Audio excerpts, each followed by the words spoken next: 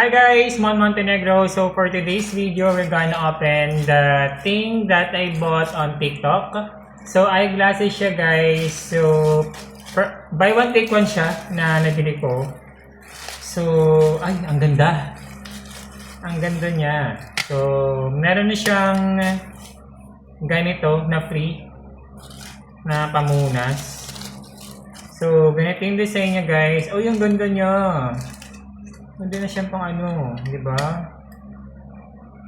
Oh. Guys, gagamitin natin to sa Bolinao tour natin this coming August 15. So,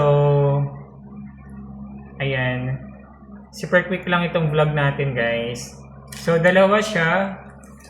Kasama na yung shipping fee, guys, nasa 120. Yung design naman ng isa. Black and white yung color na binili ko. Maganda pala siya, oh. Ganda. Guys, comment down below kung ano yung mas maganda. Yung color white ba or color black. Ayan. So guys, end na natin guys yung vlog. Bye-bye!